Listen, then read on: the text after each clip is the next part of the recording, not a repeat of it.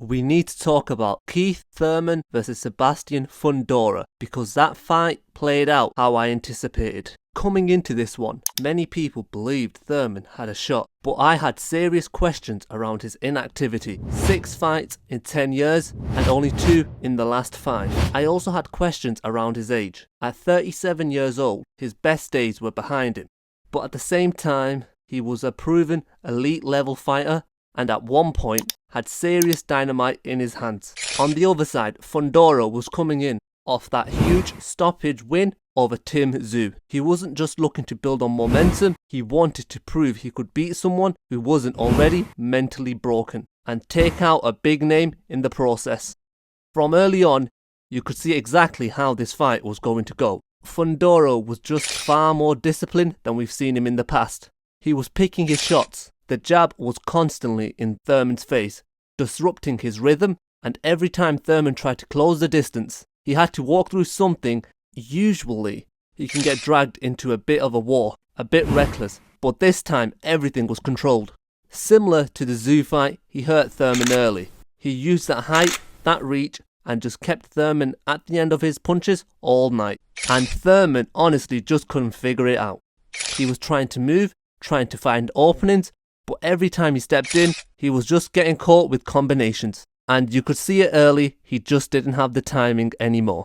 By the mid-round, it was one-way traffic. Thurman was backing up, throwing the occasional big shot, but there was no real consistency. Meanwhile, Fundora was just piling it on. Steady pressure, clean combination punching.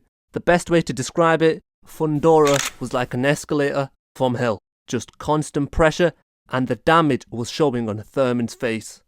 And by round 5, he was marked up and the swelling was serious to the point that the doctor had to intervene. And eventually it got to the point where the ref had seen enough. Thurman wasn't really defending himself properly, wasn't firing back, and it was only going one way. So the stoppage, completely fair. But after the fight, Thurman disagreed with the stoppage, and you have to commend his heart. I feel for Thurman, but I disagree with his take on the stoppage. Now Fundora, this is a massive statement win. Not just because he beat Thurman. This wasn't the reckless Fundora, who was KO'd by Mendoza. This looked like a complete fighter. If he can keep fighting like that, he's going to be a serious problem in the division. Because I'm not sure how you get past a jab from an opponent who has a foot in reach.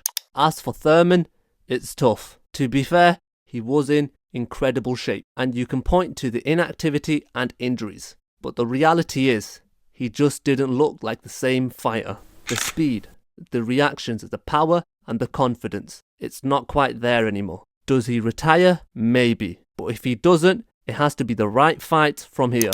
Maybe taking on Josh Kelly. If he can get that fight, which is winnable for him, and it's the only way I can see him picking up a belt at 154 pounds. Now looking ahead, this is where things get really interesting for Fundora. This win puts him at number 1 at 154 pounds. And with the recent news about Boots versus Zayas, if Fundora is chasing undisputed, that would be the best fight. The fight I want to see next is the Virgil Ortiz fight.